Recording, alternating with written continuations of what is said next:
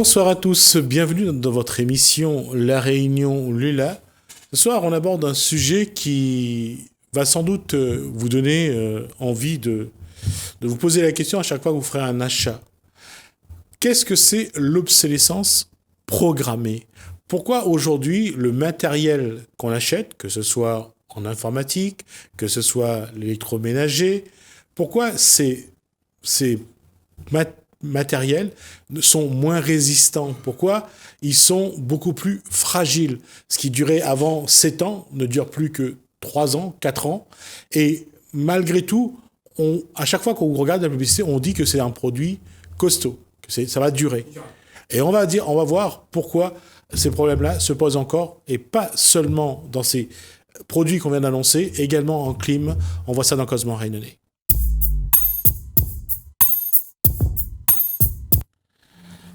Harry Grondin, bonsoir. Bonsoir. Vous êtes le patron d'Arigé. Oui. La climatisation. Et fondateur de Humanisme Global de France et d'Outre-mer. Également. Et j'avais oublié ce que j'allais dire. Donc je disais que la clim, est-ce que la clim aujourd'hui est également soumise à cette règle d'obsolescence programmée comme les autres Voilà. On va pas dire ça comme ça d'emblée, mais on dira plutôt que notre profession, c'était un métier durable. Quand on installait une clim avant 2013, ça durait, on pourrait, avec tranquillité, on pouvait dire 10, 15, 20 ans. Moi, j'ai des clients qui me disent, il y a la clim qui est installée à 20 ans, ça marche toujours. Et après, la deuxième génération qui dit, la clim que tu as achetée pour que ma grand-mère a achetée, marche toujours, et la mienne, au bout de 2 ans, marche plus. Exactement. Donc, mais on le voit aussi, je veux dire, pareil, il y a des gens qui ont en informatique, il y a des gens qui ont des ordinateurs qui durent 5, 6, 7 ans, 8 ans, voire 10 ans. D'autres, au bout de 2 ans, c'est fini. Parce que, Bon, on va dire informatique, c'est pas mon domaine, je vais parler ce que je sais. Nous, il faut bien comprendre que dans notre profession, quand le climatiseur marche pas, il y a une pression. On a ce qu'on appelle comme une urgence climatique. Les gens, ça s'affole, il faut réparer tout de suite. Alors, avant, on utilisait une technologie on-off. Depuis. Alors, une technologie comment? On-off. D'accord. On allume, on éteint, ça démarrait. Apparemment, l'Europe, dans sa grande bonté, voulait intervenir sur la demande énergétique et nous a imposé, depuis 2013, la technologie inverter. Les deux existaient, les deux coexistaient. La technologie comment encore? Inverter. Inverter, ça ne veut pas dire chaud et froid, c'est régulateur, onduleur dans la clim, pour réguler la demande d'énergie. Donc, en théorie, il consomme 30% de moins. Pas de problème là-dessus. Donc, là, c'est la loi, la force de la loi qui impose ça. OK? Donc, le problème, il n'y a pas de problème, mais on a remarqué, depuis 2013, nous avons plus souvent de retours. Ça veut dire que, un climatiseur, quand on l'a installé avant 2013, il y a pas de problème, ça tombe en panne. Et depuis, ces cartes, comme il y a beaucoup d'électronique, ces cartes sont plus sensibles aux variations de courant. Donc, ils réagissent et ça tombe en panne et ça nous tombe dessus et ça touche le pouvoir d'achat des Réunionnais forcément. Ça veut dire que quand la clim tombe en panne, c'est bien sûr à votre entreprise qu'on fait appel. Surtout quand ça tombe dans les 2 ans. Et nous, on n'avait pas l'habitude, que ça tombait en panne avant 2 ans. Ça arrivait jamais, ça. Bon, sauf quand c'était vraiment mal installé, mais que ça venait de l'appareil, non. Là, ça vient de l'appareil. Alors, il faut bien comprendre en Europe comment ça se passe. En Europe, ils ont le nucléaire, ils ont un courant assez lissé, avec moins de variations. Et puis, ils ont une culture. Au fond, la clim, ça fait chauffage. C'est plus sur des produits japonais, déjà plutôt haut de gamme. Ici, on a bien sûr tous ces produits, mais aussi le marché, il a fallu s'adapter du jour au lendemain. Tous les clims fabriqués des autres marques qui pouvaient plus accéder au marché parce que la loi les interdisait, donc ils se sont adaptés pour proposer l'inverter. Et là, on regarde, on remarque que c'est presque catastrophique même, puisque on peut plus dire maintenant qu'on voit une clim, ça va durer 10 ans. Alors aujourd'hui, sur le matériel, je parle de la climatisation, du matériel. Un poste. On peut pas dire, c'est pas de l'obsolescence programmée. Hein, je pense que c'est vraiment. Non, j'ai pas dit que dans ce cas-là, c'était de l'obsolescence programmée. Je disais, pour l'ordinateur, c'est plus simple. Voilà. Parce que on sait que, là, que les entreprises envoient des virus, des malwares. Donc, on sait qu'il y a on peut tout jouer avec l'ordinateur. Mais là, c'est différent parce que. Là, c'est la loi qui impose une technologie. Voilà, exactement. Et le courant, ici, il y a beaucoup de délestage. Il y a beaucoup ces variations de courant, ça fait électrique, claquer, bien sûr. Maintenant, faut voir comment on est arrivé là.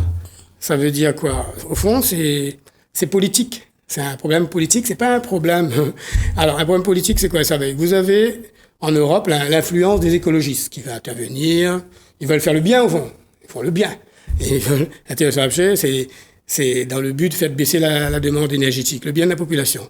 Mais donc ils poussent pour faire voter toutes ces lois. Ils ont peut-être pas tort, mais derrière il y a aussi les industriels qui sont, moi j'appelle ça le financiste, ce sont d'autres idéologies qui n'a pas d'intérêt écologiste, mais qui va utiliser l'écologie pour faire gagner leurs idées, qui est de transformer un marché durable en marché jetable. Ça veut dire que si vous remplacez des clims tous les 5 ans... C'est plus intéressant pour ceux qui en produisent. Voilà. Donc, vous voyez comment l'influence de l'argent, sans le faire savoir ouvertement, hein, mais va utiliser l'écologie, les écologistes comme cheval de Troie, pratiquement, pour faire en sorte que cette loi existe, et que je pense que ça doit exister à d'autres niveaux. Mais là, nous, on le vit sur le terrain, et voilà quoi. Donc, j'avais été obligé de faire un courrier dans la presse pour quand même informer les clients, parce que comme ça, nous, on met tout le monde face à leur responsabilité, parce que c'est leur responsabilité, le citoyen face à la responsabilité politique aussi, parce qu'il va voter. Donc, pour qui voter? Donc, les décisions sont financières au fond. C'est pas des décisions humaines qui va dire et puis cette loi, ça a été appliqué. Vous savez, au fond, une loi, on ne sait pas, c'est comme une décision d'un chef d'entreprise quand il prend, on ne sait pas si c'est une bonne décision ou pas. C'est l'avenir qui va le dire. Et là, l'avenir est en train de nous dire à La Réunion que cette loi n'est pas forcément adaptée pour nous. Surtout que le on-off existe à Maurice, dans la zone. Il est produit toujours. C'est pas interdit, c'est l'Europe. L'Europe est une citadelle protégée, il fait des lois en disant mais c'est pas toujours bon pour les Européens, et on le voit bien dans beaucoup de domaines. Hein. Ça veut dire qu'aujourd'hui, les climatisations que vous installez doivent être aux normes européennes. De toute façon, nous, il n'y a pas de problème. Nous, on est une île, tous les clims qui rentrent ici sont aux normes européennes, Inverter, et la norme est la norme. Mais est-ce qu'il est plus résistant? Est-ce qu'il est mieux pour le consommateur? Et rien ne prouve aussi, il faudrait le faire les essais, qu'un climatiseur on-off consomme vraiment plus qu'un climatiseur inverter, peut-être au démarrage, mais rien ne dit. Est-ce que financièrement, peut-être en watts, mais en termes financiers, c'est pas prouvé encore, à mon avis. Il y a une chose quand même qu'il faut regarder, c'est qu'aujourd'hui, cette loi, elle est portée par les politiques. Ici, dans ce cadre-là, ce sont les députés européens qui votent ces lois, qui votent les normes, donc pour les climatisations. Voilà. Comment le consommateur, ici à La Réunion, peut-il intervenir là-dessus? Le consommateur, quand la loi est votée, la loi est votée. Moi, je crois il faudrait ce qu'on appelle un temps de latence. On vote la loi et on observe. Soit on peut revenir dessus, ou bien on vote, mais on laisse les deux produits coexister pendant un certain temps pour bien observer. Vous voyez? Et le meilleur gagne. Le meilleur produit. Là-dessus, Harry Grondin, comment définir le meilleur produit, c'est pour le consommateur, c'est pour l'industriel. Le meilleur produit, c'est toujours le consommateur. Le meilleur produit, c'est lui, il veut un climatiseur durable, qui affecte pas son pouvoir d'achat, et quand il l'installe, vous savez, un climatiseur est accroché au mur. C'est un peu comme les fenêtres, la toiture, ça doit durer au moins 10-15 ans. Même si c'est pas de l'immobilier, c'est du mobilier, c'est entre le mobilier et de l'immobilier. Donc, on accroche un truc à son mur, on aimerait bien que ça dure 10 ans, 15 ans, pas 5 ans. Oui, mais la question est là, quand j'ai dit, est-ce que c'est pour le consommateur, c'est pour l'industriel là, est-ce qu'on a pensé vraiment au consommateur? Est-ce qu'on a pensé à l'usager? Non, je pense Est-ce qu'on a pensé à sa santé? Je pense qu'on a pensé vraiment à la demande énergétique, mais sauf que le résultat, il est autre. Le résultat, il est... Est-ce que ça a joué vraiment sur la demande énergétique? Ça, on ne sait pas. Oui, ça c'est d'une part, mais est-ce que lui, quel recours peut avoir le consommateur pour faire changer cette loi qui ne l'arrange pas? Peut-être changer la loi, je ne sais pas, mais le consommateur, c'est un consommateur votant, c'est un consommateur engagé normalement. Lui, il doit regarder ça, surtout qu'on va arriver dans des périodes d'élection là, bientôt. Donc, il faut qu'il fasse attention parce que de plus en plus, au fond, quand on va prendre une décision, au fond, la décision, elle est déjà financière. À qui ça va rapporter et comment? Avant même le consommateur. Donc, on a l'impression que c'est des lois qui sont déjà faites par les gens qui ont leur entrée dans les cercles, dans les réseaux. Et puis on dit, tiens, on va voter ça. Et là, on voit bien avec les Max, par exemple. Quand il n'y avait pas de masque, on disait les Max, c'était inutile. Maintenant, il y a des Max. On dit que les Max fabriqués par les mamans, c'est pas bon. Et c'est les Max aux normes qui est bon. Et ça, c'est vraiment du n'importe quoi. Là, on est vraiment dans... Le problème, c'est qu'en matière de santé, tant qu'on n'a pas les moyens de prouver qu'on a raison, il faut suivre ce que dit le conseil scientifique, ce que dit le gouvernement. Oui, mais le conseil scientifique disait que le masque, ça servait à rien au début, parce qu'il n'y avait pas de masque. Au fond, le conseil scientifique dit en fonction de l'industrie. L'industrie n'avait pas de masque, l'industrie n'avait pas investi encore, on n'avait pas encore les usines.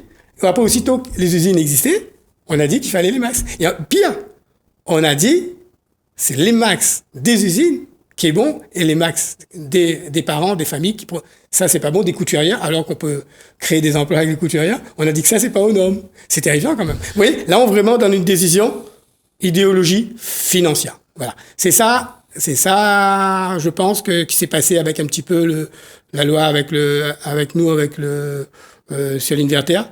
Il y a l'idéologie financière domine. Voilà. Au fond, c'est idéologique. On est dans un monde où la finance a gagné partout. La finance impose ses points de vue partout. Quand la finance n'a pas les moyens de produire et que ça va pas lui rapporter, il va dire que c'est pas bon. Et ça, on a plein d'exemples comme ça, hein. Pareil pour le sida, hein. La finance a dit, nous allons trouver le vaccin, vous pouvez utiliser le stock de sang contaminé. Et après, ils n'ont pas eu le vaccin. C'est ça que la finance a dit. Ça, c'est le financisme, c'est ça que je dis. Il y a une idéologie qui est là, qui est le financisme. Je crois que les politiques ne sont pas conscients même de ça, ou bien ils sont dedans, ils sont tenus, comme ils sont dans ce milieu-là, ils n'ont pas de recul pour dire, est-ce que c'est l'idéologie financiste qui me domine? Ils disent, pas de gauche, pas de droite. Non, il y a une idéologie. C'est le financisme, c'est le capitalisme ensauvagé, on appelle ça. Vous voyez? Et ce capitalisme ensauvagé impose son point de vue partout. Comment le consommateur qui vote, normalement, peut intervenir, peut dire tel candidat, c'est un candidat, je vais schématiser, je dirais anti-système, qui va pas se laisser acheter. Voilà. Qui va voter la bonne loi. En ce qui me concerne, nous on a, face au financisme, ils disent qu'il n'y a rien, nous on a créé le parti humaniste. Donc déjà, humaniste, c'est on fait l'effort de l'être tous les jours, c'est un effort permanent, hein. C'est comme on fait l'effort d'être chrétien, on fait l'effort partout, on fait l'effort d'être honnête, c'est un effort de tous les jours. Donc le parti humaniste, c'est de faire l'effort de ne pas se soumettre aux financistes et de les garder à distance. On n'est pas contre eux, on n'est pas anti-système. Il faut savoir les utiliser aussi. Ils sont, au fond, c'est dominant-dominé. C'est comme dans un couple, il y a les politiques qui se laissent faire, la finance domine. Voilà, c'est dominant-dominé. Mais le problème, c'est que aujourd'hui, est-ce que les politiques ont encore le pouvoir ou est-ce que c'est vraiment Non, c'est une relation entre deux camarades. Il y en a un qui domine l'autre. Ils ont le pouvoir. Il suffit qu'ils disent oh, stop, camarade, c'est comme ça. C'est celui qui a de l'argent qui commande. Oui, mais parce que. Mais celui qui fait la loi aussi, il commande. Et souvent, celui qui a de l'argent, il a l'argent grâce à celui qui fait la loi. Un exemple simple, avec les vaccins. Nous, les politiques, nous investissons des milliards pour obtenir un vaccin. On a le vaccin, donc on a investi, non seulement on va racheter le vaccin, 2 fois, donc on rachète le vaccin, et après, celui qui a de l'argent, les financiers, il dit, non, le vaccin n'est pas à vous, le vaccin est à nous. Oui. Donc au fond le politique c'est beaucoup plus simple que ça. C'est que qui a financé les recherches, c'est les États, c'est de l'argent public, c'est les États et aujourd'hui, qui achètent les commandes précommandes. L'État finance les recherches et précommande les vaccins, et c'est les laboratoires qui fixent les prix. Et les quantités. Et mieux, les brevets les appartient, et point à la ligne. Et donc voilà, là on est dans le pur financisme. Pur, total. Et je pense que même nous, à notre niveau, notre petit métier, on a subi ça aussi. C'est passionnant de regarder ça. Mais il y a une solution. La solution, c'est l'humanisme. C'est mettre dans toutes les régions de France de présenter des listes humanistes. Henri Grondin, la question est simple. Entre le capitalisme et l'humanisme... Là, c'est pas du capitalisme. Non. Je dis entre le capitalisme et l'humanisme, l'individu, il choisit quoi? Non, il faut bien comprendre, le capitaliste, c'est un individu. Vous avez des capitalistes humanistes. Oui, mais... Là, on est dans du capitalisme sauvager. Ça veut dire que là, on est dans la haute finance. Oui, mais bien sûr, mais l'individu entre l'argent et avoir un comportement qui soit adéquat. L'individu va choisir l'humanisme. Mais il faut bien comprendre que cette idéologie, il avançait. D'ailleurs, l'ex-président, il disait, il n'a pas de visage, il n'a pas de nom. Donc, en fond, on a découvert qu'il a un nom, il a un visage. C'est le financiste. Au fond, c'est... Donc, vous voyez, maintenant, on voit qu'il a un nom, qu'il a un visage, il a une idéologie, il a ses hommes au pouvoir. Donc, maintenant que tout est clair, tout est posé, donc ça va pouvoir, les gens vont pouvoir choisir. Je pense qu'avant, le président, c'est le futur président, quand le candidat, il disait, il n'a pas de visage, pas de nom. Donc, s'il n'a pas de visage, pas de nom, on n'arrive pas on pourra le combattre. C'est compliqué pour le combattre. Mais là, on l'a versé un visage, un nom, et je pense que les gens vont pouvoir le combattre dans les urnes. C'est que dans les urnes. Hein. Dans les urnes, mais est-ce que la population, elle va être suffisamment informée? Doucement, vous allez l'informer. Doucement. Les médias, ils ont leur rôle à jouer, mais les médias, ils sont eux-mêmes dans les... Donc, mais il y a toujours des petits moyens d'informer, mais ça va se faire avec le temps. Mais... Est-ce qu'ils ont la maturité? Est-ce que le public a la maturité? Oui. Est-ce que le public va être capable de comprendre si moi, simple artisan, je suis capable de comprendre ce qui se passe, tout le monde peut comprendre. Je suis le commun des mortels. Donc, il faut se dire, moi, en plus, comprendre et ressentir les choses. Aujourd'hui, Henri Grondin, comment faire mettre, j'allais dire, le public, les consommateurs, au fait que l'obsolescence est quelque chose qu'il faut combattre? Tous les jours, les gens disent combattre l'obsolescence. Vous savez, c'est très simple. On a tué tous les métiers de réparateurs.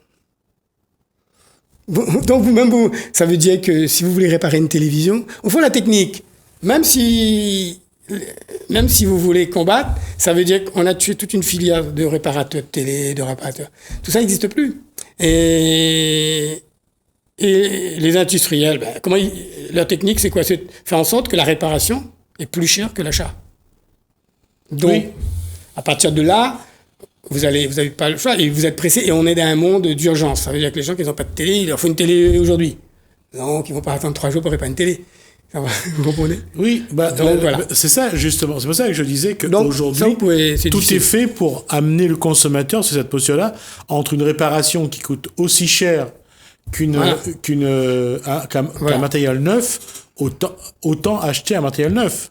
Voilà. Après, il y a un deuxième marché qui pourrait refaire du recyclage, machin, je ne sais pas ce qu'ils font.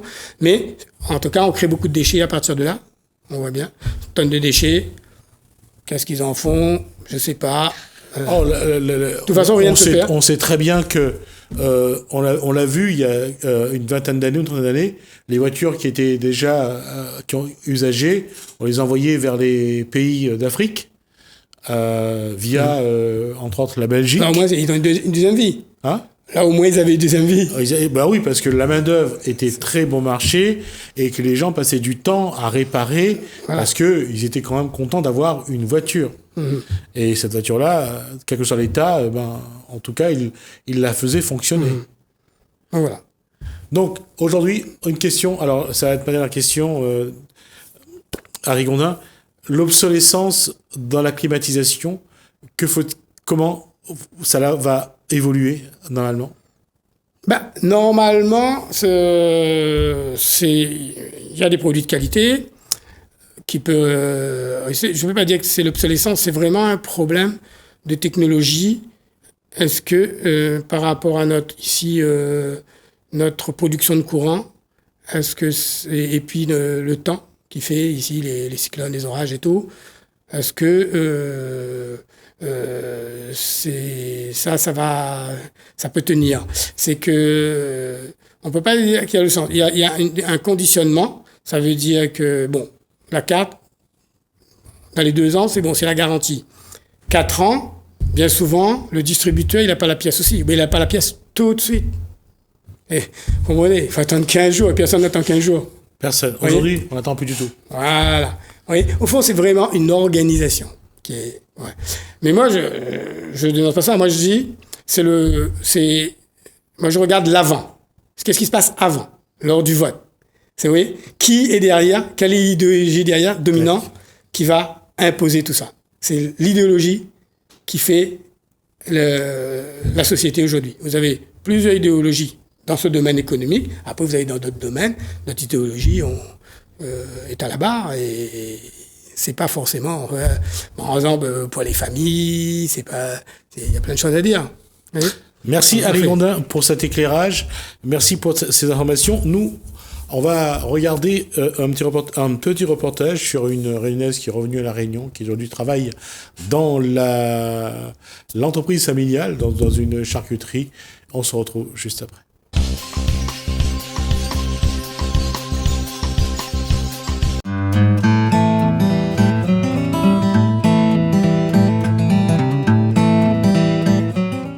Alors moi c'est plutôt la charcuterie, dans la vente, après gestion des papiers, les stocks aussi un peu de la viande et tout ça. Et aussi aider les samoussas. En fait les deux côtés on s'entraide quoi. D'accord. Chacun est polyvalent on va dire. Quelle est la formation d'Erika?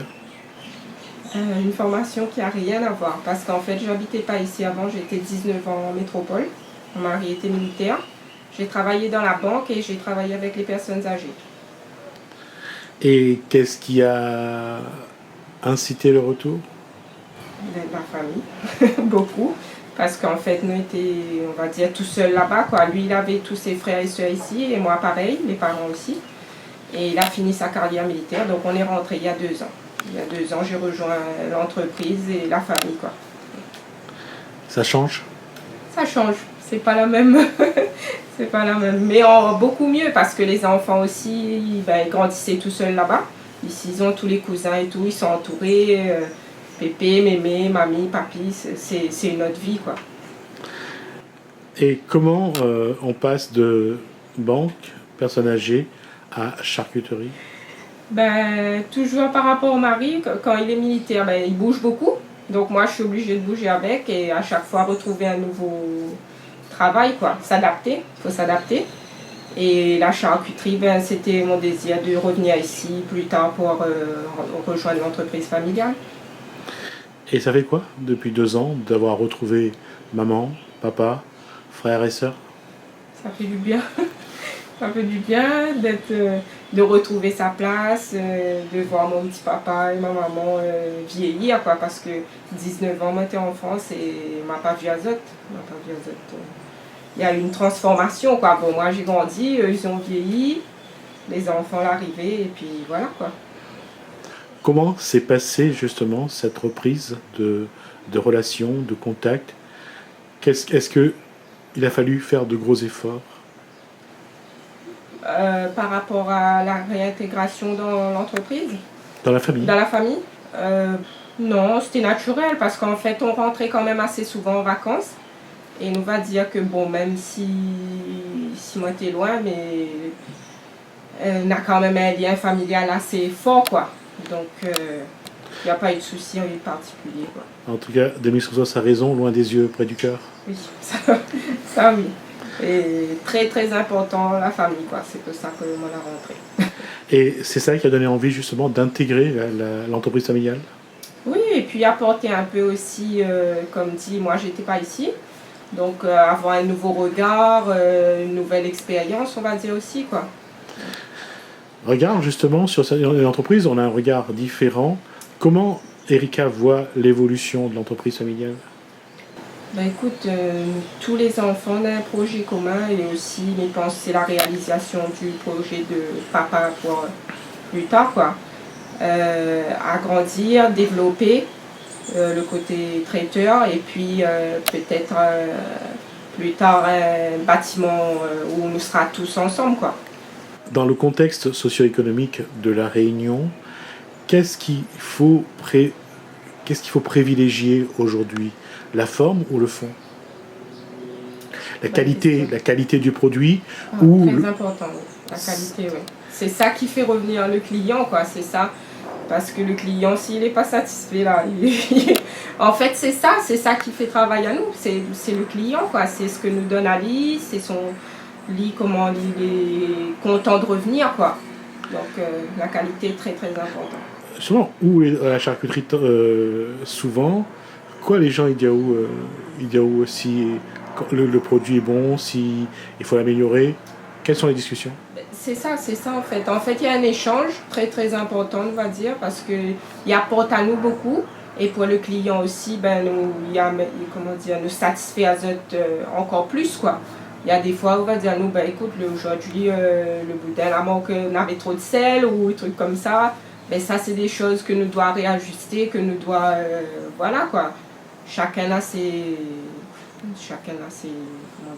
besoins, quoi. Et ce travail justement avec le quartier, parce qu'en 19 ans que vous êtes parti, le quartier a beaucoup évolué, ouais. Les mentalités également. Comment garder contact, comment rester en immersion dans cette population pour bien répondre justement à ses besoins? Par rapport à l'absence et tout ça? Non, par rapport au fait qu'il faut toujours garder contact, il faut toujours être en contact avec eux. Ils évoluent, vous évoluez. Ouais. Comment évoluer ensemble? Ben, je pense qu'aujourd'hui, l'informatique, la technologie et beaucoup de discussions, quoi. Aujourd'hui, est-ce qu'il faut prévoir un petit peu aussi l'évolution des traditions, des mentalités, de ce que les gens veulent manger plus tard, ou il faut préserver la tradition réunionnaise dans la charcuterie?